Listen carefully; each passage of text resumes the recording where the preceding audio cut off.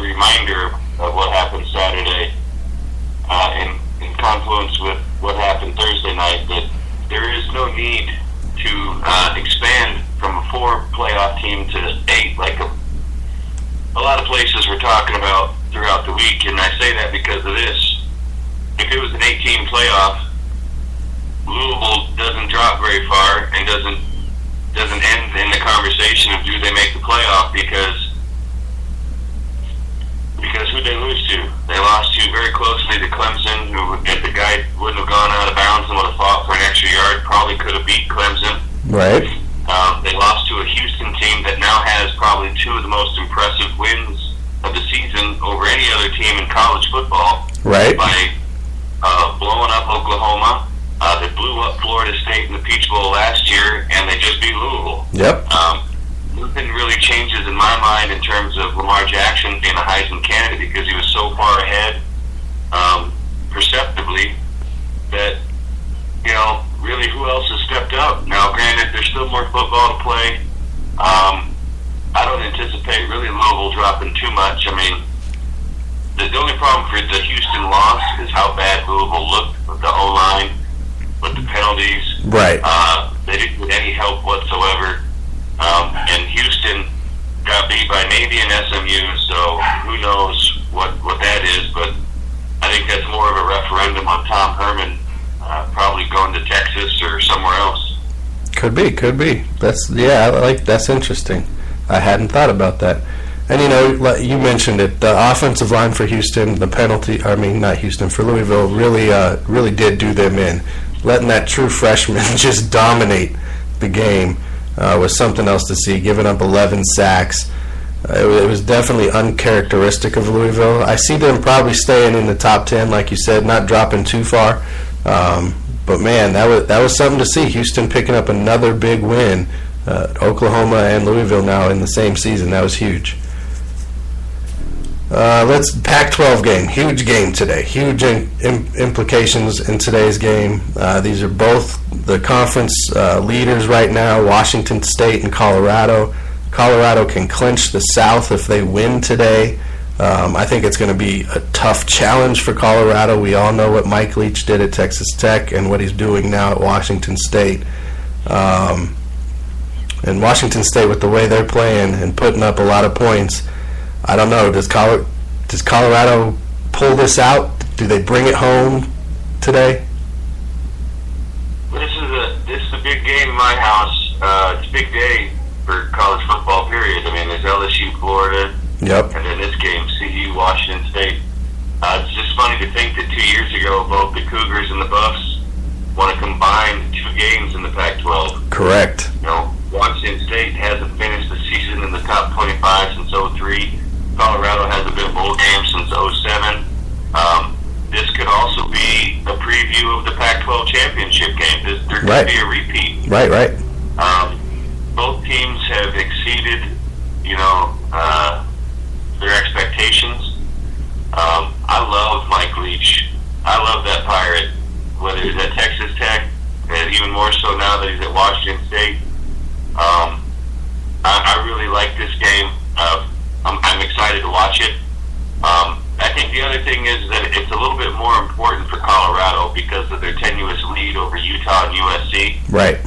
Washington State doesn't have to win this game.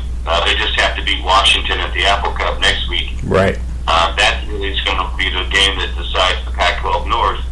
But it's a fascinating matchup with Luke Falk.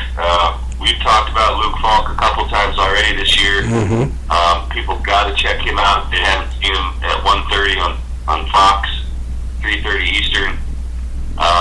But here's where it's going to come down to.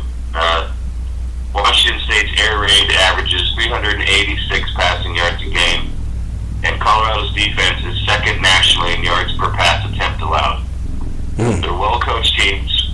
They're far from complete, and they're more than what we've expected in terms of getting the stellar play from both sides of their lines. Falk could be the difference, but this is the best defense that Washington State has seen all year. It's surprising that Colorado is that big of a favorite in my mind, even though that they're at Boulder. Right. So it kind of makes me wonder if somebody knows somebody that I don't know, and maybe we should go with that somebody. I think it's going to be close. DC3PO thinks it's going to be really close, but has Colorado winning 27-26 with the 53.6 win probability. All right, I like that a lot. I'm going to go with DC3PO on this one. I like Colorado winning close also. I got to just roll with it, and I think they're going to pull it out at home. Like you said, the best defense Washington State has faced, but I do expect Falk to have also a very big game today. I think this comes down to maybe even overtime, which would just make it all that much better. I think the bigger key to that is CU's offense. If CU has to rely on big plays, it might get ugly. It could. That's true. Yeah, if it gets into that shootout where all of a sudden that Leach offense is rolling and they're getting 40, 50-yard plays and CU's got to match that, I don't know if they can consistently do that. But like you said, it's going to be a great game. If you got time, tune in, 1:30. It's going to be a good one. And, you know, all the games we got left to talk about, they could all end up being great games. Next one, Ohio State, Michigan State. Michigan State got them last year. Ohio State has not lost to a team back-to-back under Urban Meyer. Michigan State is definitely having a down year this year. There's no really other way to describe what's going on there with them. But they always seem to get somebody every year. Catch somebody. Do they catch Ohio State today, or does Ohio State go ahead and just go, you know what, I'm going to put up another 50-60 on them? Michigan State doesn't have a chance. Western Michigan, I think, has more Big Ten wins than Michigan State does. I think so, yeah. And, I mean, it's not to say that it's not impossible, it's just not probable. I mean, the only loss that the Buckeyes have is a real close one to Penn State. That was on a field goal. I mean, last year it was an impressive victory in rain-soaked, 41-yard field goal. Spartans went to the Big Ten championship game last year.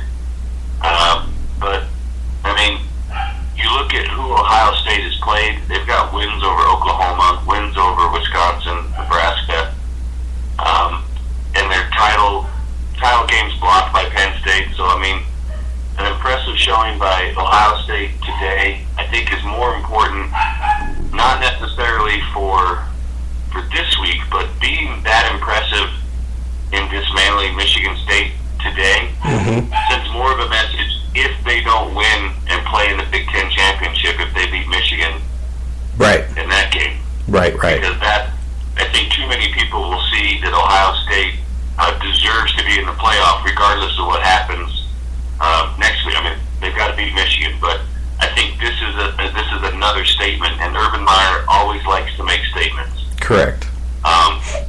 They just beat, when you look at, let's see, I don't see it being close at all for Michigan State. I don't know where they're going to get any offense. I don't know how they're even going to stop Ohio State in terms of that offense. I think DC3PO actually has it a lot closer than I think it's going to be. I think the better way to bet this game, if you were to do that, would be to see if Michigan State can even score a touchdown offensively. For Michigan State, the DC3PO has Ohio State winning 43-12 with a 97.5% win probability. Not bad. Yeah, I have to, I think, agree with you on this one as opposed to DC3PO. I think Urban Meyer uses this as another statement game rolling into next week to face Michigan and that Jim Harbaugh-led team. Because, that's basically their Big Ten championship game. Unless Penn State falters in the next 2 weeks and, they get in somehow. Next week is really where they're going to go, look, we're Ohio State. That's the game they're looking for. That's the game they want. And I think today they go, here we come. we're just going to wipe this team out of the way. I think it's I agree with you. I don't know where they get offense from Michigan State and Ohio State. I think they just put up at least 50 today. So next week's going to be good, though. That's for sure. This is a game that I love to watch every year. I don't know why I love to watch this game. I shouldn't love to watch this game, but I do. USC, UCLA. USC has climbed in the ranks over the last few weeks. They're right there with Utah and CU in the rankings pretty much. So this is a big game for them, for sure. They want to keep it going. UCLA, they would love nothing more than to take their rival LA team down. Who you got in this one? Well, when we started the season, UCLA was ranked higher than USC, and the Bruins just can't, seem to flip that power in LA for the long run. I mean, they won 3 straight from 2012 to 2014. Bruins lost to USC last year, allowing the Trojans to go to the Pac-12 title game. This year, it seems that USC has recovered from their ugly 1-3 start that we talked about. Was a brutal start to any schedule. Right. They've won 6 in a row, and a lot of people are saying that's because Sam Darnold. Maybe he clearly has demonstrated when you watch USC that he's much better than the other quarterback that he replaced. But I don't know if it's necessarily that or if it was just a come to Jesus moment for the entire program under Clay Helton to say, look, we got to do something. And I think for USC playing against UCLA that lost Josh Rosen, and they rank 127th in the nation in rushing, and they've gone from front runner to bottom feeder in kind of a surprising hurry. I mean, when you look at what USC's defensive front did to Washington last week, it's really hard to see that UCLA has any kind of chance. Right. I would say that USC probably wins by probably 2 touchdowns, if not more. Mm.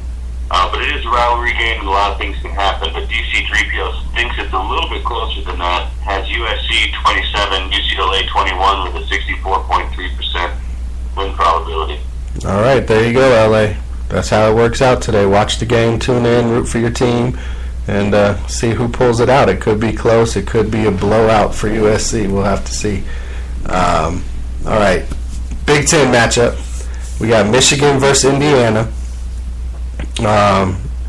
Indiana's a tough team. They're not giving up against anybody this year. They're not really, doing anything either, but they're not giving up against anybody.